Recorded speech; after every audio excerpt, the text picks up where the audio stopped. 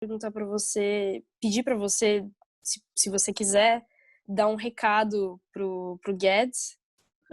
Eu acho que quem está fora do governo não deve dar muito palpite. Quer dizer, as ideias básicas, ele sabe muito bem quais são as minhas ideias. Que é preciso manter a taxa de juros baixa, está baixa. Que é preciso manter a taxa de câmbio competitiva, está mais que competitiva. Que é preciso manter o equilíbrio fiscal, isso, né? Que é preciso aumentar o investimento público, isso ele não está de acordo. Para mim, seria a coisa mais importante. Ele precisava, contraciclicamente, fazer um plano de aumento do investimento público. E tem gente no governo querendo fazer isso. Eles são desenvolvimentistas irresponsáveis. Não são. Agora, para isso, então, o que eu também aconselharia é que ele propusesse uma mudança do teto de gastos na linha em que eu sugeri, né?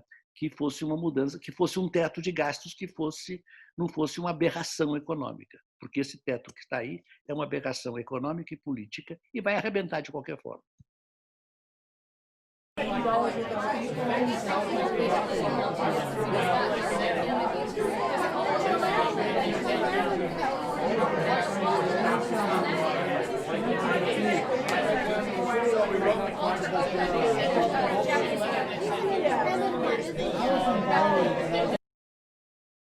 Que tal falarmos sobre o conceito de rentismo e investigar em que medida esta prática contribui com a concentração de riqueza?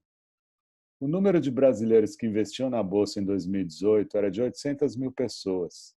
Saltou para 1,5 milhão em 2020. O Brasil tem 42 bilionários que, juntos, tiveram suas fortunas aumentadas em 34 bilhões de dólares durante a pandemia.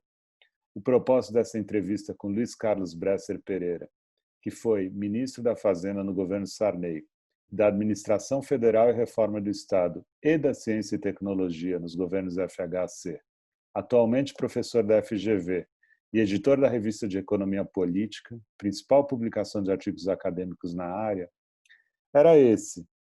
Mas o professor não resistiu e, com seu bom humor de sempre, apresentou seu jeito de olhar a economia brasileira. Criticou duramente não só Paulo Guedes e companhia, como o liberalismo em si. Para ele, a trilha certa é o que chama de novo desenvolvimentismo. O que nos levou a você Sim. foi um pouco a gente poder falar um pouco sobre um assunto que é do seu domínio, que é o rentismo. Né? Eu achei que a gente achou que a essa altura do campeonato, até olhando um pouco porque aí tem uma tendência, né? Quando a gente observa que até 2 anos atrás eram 800 mil brasileiros investindo na Bolsa. Esse número salta para 1,5 milhão em 2020. Eu não sei se esse pudesse ser um ensejo para a gente começar, você começar explicando dando um panorama geral sobre esse conceito de rentismo, né? Então, na verdade, eu estou, inclusive, escrevendo um livro sobre isso, o capitalismo financeiro rentista. Estou escrevendo em inglês.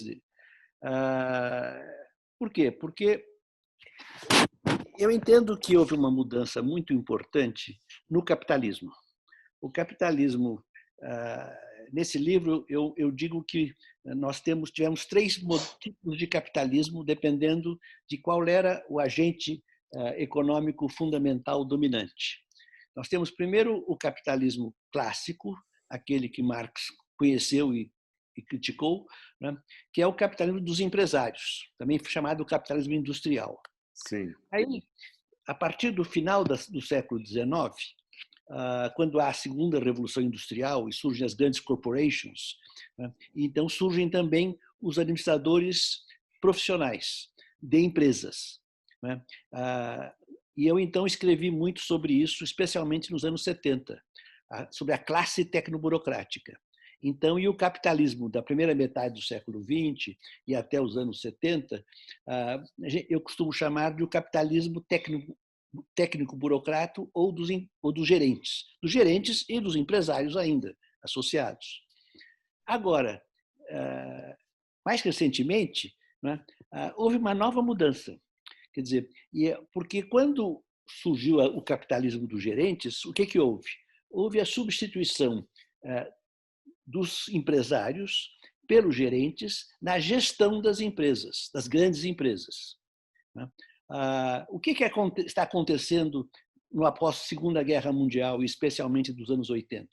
É novamente uma substituição, mas é a substituição dos gerentes, não, dos empresários, pelos rentistas. Rentistas quem são? São os herdeiros.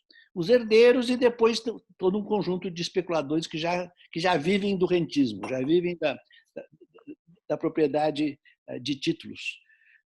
Quer dizer, e me pareceu uma coisa muito importante entender, porque então é uma mudança na classe dominante. Quer dizer, a classe dominante de empresários eram pessoas que estavam voltadas para a produção muito fortemente, uma coisa boa. Quando se associaram à burocracia empresarial, continuava um capitalismo muito dinâmico, que agora ganhava graus de racionalidade, graças a essa participação. Agora, no momento em que há uma mudança para os rentistas são pessoas ociosas, não têm o mesmo nível a mesma competência que têm os empresários ou gerentes. E o que eles fazem, então? Eles vão se associar aos financistas. E os financistas, na minha visão, são hoje fundamentalmente uns jovens brilhantes que são formados nas escolas de economia americanas e inglesas, fazem os seus PhDs e são, na verdade, não realmente economistas, eles são, na verdade, ideólogos do mercado livre e dos interesses de um sistema econômico, de um capitalismo financeiro rentista. Quer dizer, essa coisa é interessante porque também nos faz entender o porquê dessa enorme importância das finanças. Importância política, porque importância econômica sempre teve. Quer dizer, sempre foi necessário financiar o investimento e o financiamento do investimento são feitos por bancos desde o começo do capitalismo. No período mercantilista já tinha grandes financistas. Então, isso não é novidade. Agora, a novidade foi que, de repente, começou-se a falar no mercado como se fosse um agente político importante que existe aí, que acha isso, acha aquilo, etc. Os marxistas começaram a falar do capitalismo financeiro já faz tempo, e tudo isso é verdade. Mas é verdade por quê? Quer dizer, qual foi a coisa nova? A coisa nova foi exatamente esse poder muito maior que os financistas lograram ao se associarem aos rentistas. E serem, na verdade, os seus agentes, são eles que administram a riqueza dos rentistas, e segundo, são eles os chamados intelectuais orgânicos dos rentistas. Os rentistas, finalmente, não são bandidos, não, são gente muito boa, especialmente há uma enorme classe média, como você percebeu, que é rentista e tudo bem, é assim que tem que ser. Essas pessoas que estão operando mais na Bolsa hoje, a gente pode chamá-las de rentista? Quando é muito pequenininho, não, mas a partir de um certo nível, quando você já é uma classe média, claramente, eles são parcialmente, porque muitos deles ainda são fundamentalmente assalariados, ou são profissionais liberais, quer dizer, e têm um rendimento complementar de rendas. Entendi. Mas são rentistas nesse sentido. Quer dizer, então, isso é importante porque então você também compreende por que o liberalismo econômico recuperou força. Quer dizer, eu sou muito crítico do liberalismo econômico, eu sou defensor de um desenvolvimentismo responsável, do novo desenvolvimentismo, que eu chamo. Mas, quer dizer, mas o liberalismo, quer dizer, é uma ideologia que atende aos interesses, quer dizer, dos rentistas, e esses rentistas não são apenas uma minoria, mas é uma parte importante da classe média. Então, isso dá um certo poder político para os liberais. Qual o perfil do rentista, o perfil social do rentista?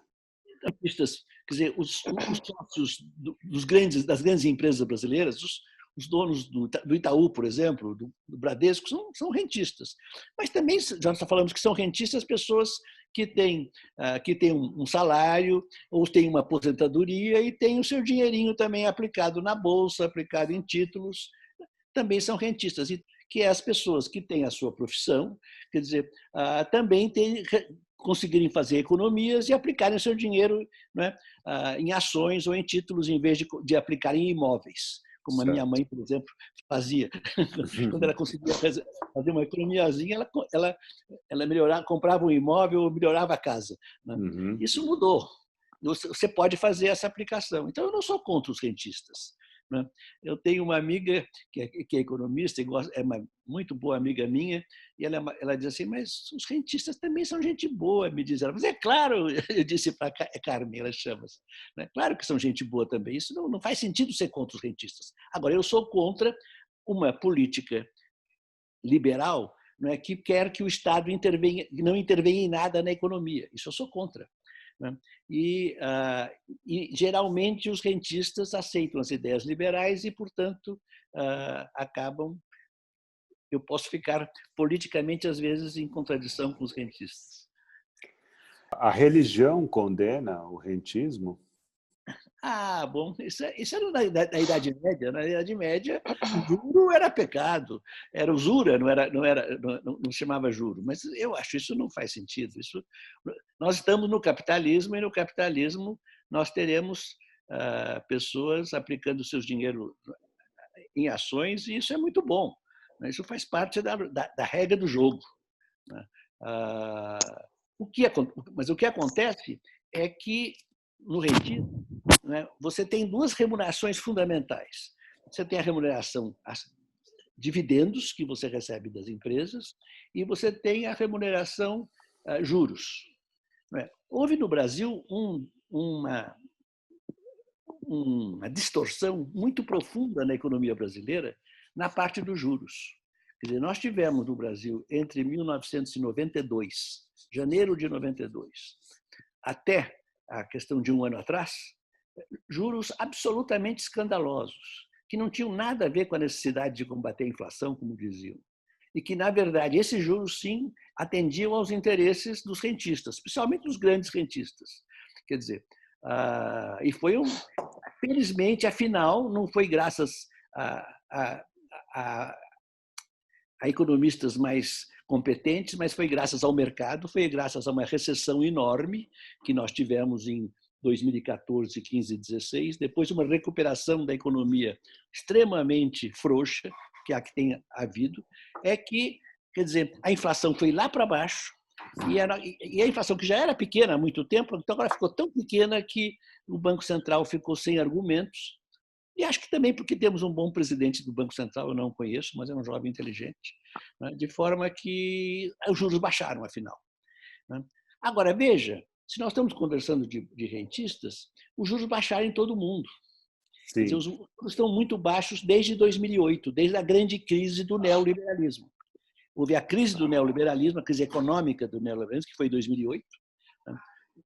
O neoliberalismo se tornou dominante na economia mundial em 1980. Né? Mas 28 anos depois já estava em crise. Né? E essa crise depois vai ser uma crise política a partir de 2016. Aí quando o Trump é eleito nos Estados Unidos, é um líder populista, e quando na Inglaterra nós temos o referendo do Brexit. Aí então, quer dizer, e coincide isso, quer dizer, coincide a crise do neoliberalismo também com uma queda fortíssima da taxa de juros, de forma que os rentistas estão em dificuldades atualmente. Sim, eu até ia te perguntar sobre capital excedente, né? Porque a gente escuta muito falar disso, de capital excedente, e são duas perguntas em uma, tá? Uma é capital excedente e a outra em que medida que o rentismo, acúmulo de capital e rentismo, qual é essa relação? Quando há uma acumulação do estoque de capitais. E isso, quem acumula esse estoque de capitais são os rentistas, que eles vão ficando com cada vez mais recursos.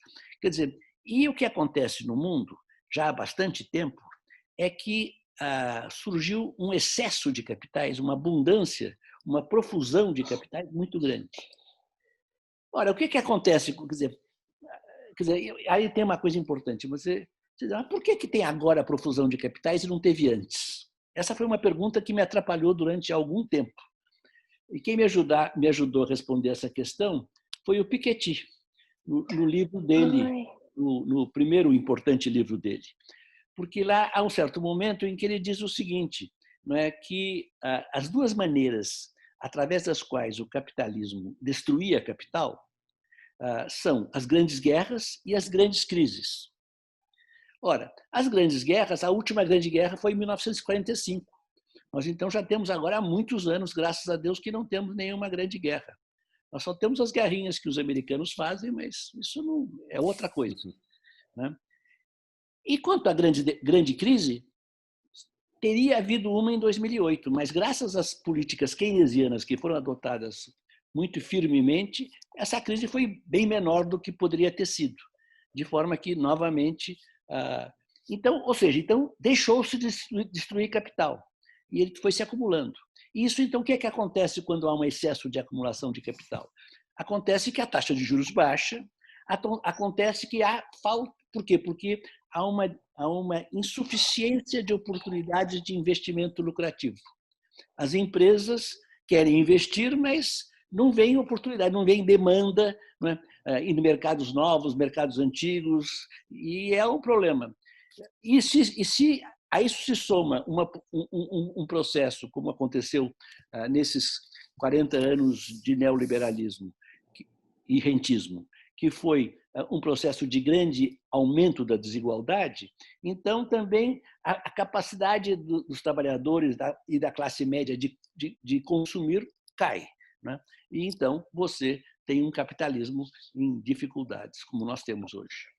E, professor, citando o Piketty, no livro dele Capital no século XXI, ele menciona 2 jeitos principais de concentrar renda. E um deles é através do rentismo, como, por exemplo, foi visto na Inglaterra e na França, também com a concentração de patrimônio. E o outro é através da concentração de renda pelos superexecutivos nos Estados Unidos, por exemplo. Isso. E eu queria entender aonde que o Brasil se encaixa. Bom, o que você disse é importante, quer dizer, que a concentração, e o Piketty realmente colocou isso bem, eu estou absolutamente de acordo com ele, que a concentração de classe, a concentração de renda não é apenas nos capitalistas, é também nos tecnoburocratas, os gerentes, né? Especialmente os gerentes das grandes corporações que recebem salários, né, o bônus, né, absolutamente escandalosos. Quer dizer, na verdade, é uma captura que eles fazem, né, do patrimônio dos rentistas, e por isso que há um famoso conflito entre os stockholders e os executivos, né? E é uma captura que eles fazem porque eles conseguiram ter mais poder sobre a corporação do que os seus stockholders, né? Então, isso é o que acontece lá fora. Aqui no Brasil, eu acho que ainda são poucas as empresas em que há uma situação desse tipo, de forma que eu saiba, os executivos brasileiros não são escandalosamente pagos. São bem pagos, é claro, mas são muito bem pagos. Então, não vão morrer de fome de jeito nenhum, né? Mas, quer dizer, nós caminhamos para lá, né? Caminhamos para lá em termos também, porque, veja, essa coisa tem um elemento também cultural, porque você vai, por exemplo, no capitalismo europeu, que é um capitalismo muito mais sofisticado, muito mais civilizado que o capitalismo americano, e a remuneração dos gerentes, dos altos executivos é muitíssimo menor. Então, é uma coisa impressionante a diferença que faz. E são os mesmos executivos de empresas muito semelhantes, né? Então, há um elemento também social nos Estados Unidos, ou cultural, que tem que ser pensado. E no Brasil também teremos que pensar isso, né? Como é que isso está evoluindo. Nós avançamos na direção do rentismo e avançamos na direção de altos salários, que são duas coisas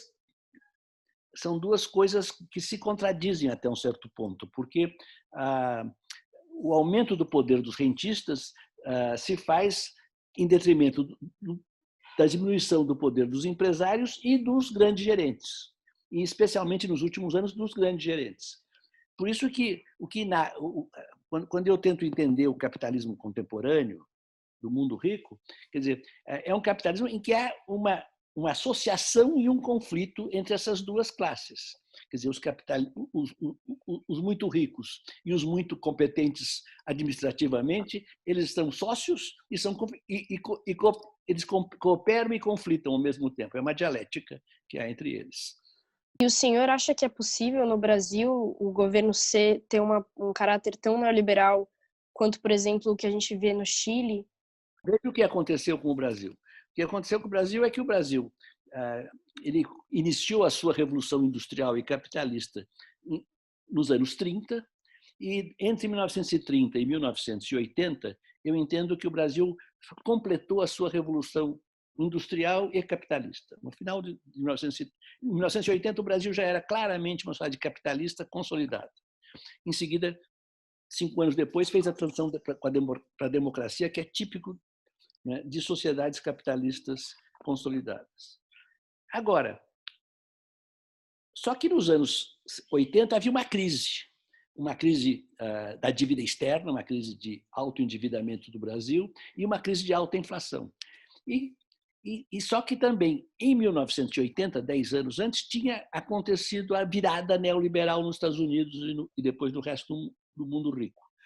Então, quando chegou em 1990, depois do fracasso do Plano Cruzado, depois do fracasso dos que comandaram a transição democrática, veio o Collor, e com o Collor fez uma abertura comercial radical, fez uma abertura financeira radical, e o Brasil passou a ser um regime de política econômica liberal. E é até hoje. Os petistas ficam bravos comigo quando eu digo isso, mas eles não conseguiram mudar isso, né?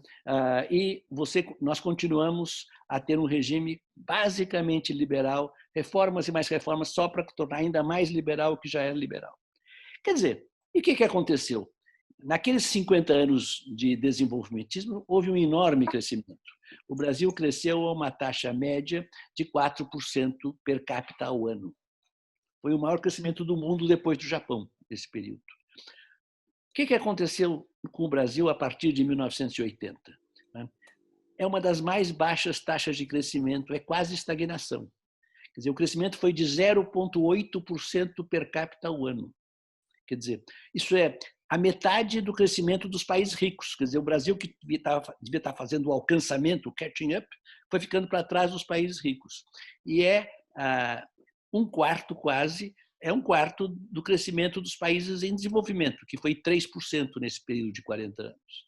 Então, quer dizer, o meu entendimento é que o liberalismo econômico não é compatível com o desenvolvimento econômico. Eu tenho trabalhado muito, tenho desenvolvido todo um sistema teórico para explicar isto. Porque o que aconteceu no Brasil foi que o Brasil já adotou uma política econômica liberal desde 1990, né, com o Collor. Mas o que houve de novo foi que, a partir de 2015, da recessão que começa em 15, mais uma crise fiscal que começa em 15, foi uma hegemonia neoliberal que foi impressionante e que só neste ano agora, neste ano 2020, está se voltando para a terra firme, porque é uma loucura completa, né? Quer dizer, então, a ideia de que você... E o que é extraordinário nisso é o seguinte, é que nós estamos nessa profunda recessão e o governo não fez absolutamente nada para enfrentar a recessão. O que ele fez foi propor reformas, né? A única reforma que saiu foi a da Previdência, que era absolutamente necessária. Saiu uma boa reforma, eu acho. Mas, claro, que não, eles prometiam que no dia seguinte da reforma da Previdência, né, o Brasil estaria num céu de brigadeiro. Uma tolice, né? Quer dizer, na verdade, era preciso que houvesse uma política contracíclica clássica keynesiana para enfrentar essa crise. Privatizações. Quer dizer, o que se verificou, né, depois dessa onda de privatizações que houve, não só aqui no Brasil, mas no mundo, é que as privatizações foram profundamente decepcionantes. Por quê? Porque elas não implicaram em novos investimentos na infraestrutura. Quer dizer, a infraestrutura foi privatizada, mas ali foi simplesmente uma transferência de propriedade, em que o Estado vendeu a baixo preço os seus ativos, e depois disso, quer dizer, as empresas aumentaram substancialmente seus preços, né? E mais do que a inflação, sem dúvida nenhuma, e não houve investimentos. Portanto, o fato de não estar havendo privatizações é porque realmente não existe, quer dizer, grandes possibilidades de lucro para as empresas. O que está acontecendo é que houve uma retração do mercado financeiro internacional, é claro. Quer dizer, o Brasil está saindo o capital do Brasil. Né? Os investimentos na bolsa, quer dizer, os investimentos na bolsa caíram, os investimentos diretos caíram, mas não é porque o governo adota uma política contra o capital externo, não. É porque ninguém tem confiança na economia brasileira e neste governo. Na economia brasileira, porque a economia brasileira vai mal, como eu disse, há muitos anos. Quer dizer, as pessoas não tinham percebido isso. O Lula teve sorte de um boom de commodities e ele deixou uma imagem do Brasil boa demais, infelizmente, melhor do que era a realidade. E, quer dizer, hoje não, nós temos uma realidade de uma economia que vai mal, que cresce muito pouco, que o mercado interno não funciona, e temos um governo que é realmente um governo que não inspira confiança em absolutamente ninguém. Então, o pobre do Guedes e o seu neoliberalismo não levam a grande coisa, não levarão o Brasil a grande coisa. Eu tinha comentado, voltando um pouquinho para a política desenvolvimentista, a Dilma tentou fazer isso um pouco durante o governo dela? A Dilma foi a única houve um momento desenvolvimentista no governo do PT, que foi 2011, primeiro ano do governo dela, quando ela fez aquela baixa da taxa de juros. E havia espaço para isso que é interessante, porque a gente sabe. Há um artigo excelente de dois economistas, meus amigos, que são absolutamente ortodoxos, que mostraram, não é, que o risco Brasil tinha caído muito devido à boa imagem que o Brasil tinha, então, no governo Lula, de forma que, baixando o risco Brasil, você podia baixar os juros internamente sem nenhum problema. Quer dizer, o que acontece é que ela baixou os juros, e quando você baixa os juros, a taxa de câmbio se deprecia, necessariamente, porque entra menos capital. Depreciou-se 20%, que não era suficiente, mas foi suficiente para aumentar a inflação. Então, o que tem que fazer o governo nessa hora? O governo tem que fazer um ajuste fiscal muito forte quando deprecia. Isso faz parte aí de livro-texto de economia. Quer depreciar, deprecia, mas rebaixar os juros e redepreciar, faça, mas faça o ajuste. Ela não fez. Aí, quando a inflação começou a subir e o crescimento não veio, ela apavorou e voltou tudo para trás. E foi um desastre completo. O governo dela, afinal, foi um fracasso econômico e político. Agora, o que eu estava querendo dizer é sobre o teto, que acho que é uma coisa que está muito... Sim. Eu sou contra o teto que foi aprovado, porque entendo que é um absurdo econômico. Agora, eu sou a favor de que haja teto, que haja um teto fiscal. Qual é o teto fiscal que eu acho que faz sentido? Primeiro, que faça uma distinção entre a despesa corrente e o investimento público. O teto é para a despesa corrente. Aí precisa um teto claro, mas não um teto como é nessa emenda, um teto em termos reais fixos. Isso não faz sentido. A economia brasileira vai crescer, a população brasileira está crescendo, e de forma que, então, nós não podemos diminuir o investimento per capita em educação e em saúde para essa população, que é o que o teto provoca desse jeito. Isso é absurdo. Mas nós podemos ter um teto em termos de uma porcentagem do PIB. Não pode superar tal porcentagem. Aí tudo bem. Né? Com isso é possível fazer frente às demandas da população.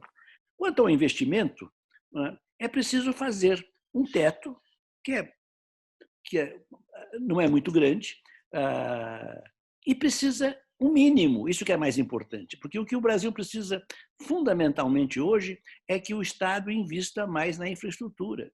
Isso não há dúvida nenhuma. O Brasil, quando crescia fortemente, o Brasil tinha uma poupança pública de 4% do PIB, isso é anos 70. O público representa 1% do PIB, se tanto. Né? E a poupança pública é negativa. Então, nós temos que recuperar as finanças do Estado, quer dizer, e devemos cobrar do Estado que invista no setor público, porque isso estimula a empresa privada. Isso só faz concorrência para os rentistas que privatizam a empresa. Porque quem privatiza, para mim, monopólio, não é empresário. Quem privatiza monopólio é rentista, porque ele privatiza um bem que tem um rendimento tranquilo, fixo, sem risco, né? Que é o próprio de empresas monopolistas do serviço público, desse serviço público. Eu sou a favor de furar eu sou a favor de mudar, fazer uma nova emenda constitucional, mudando esse teto de gastos para essa coisa que eu disse, um teto para despesa corrente baseada numa porcentagem que seja razoável e para despesa de investimento, então, haja um teto e o mínimo seja importante. Se cobre do Estado que ele invista.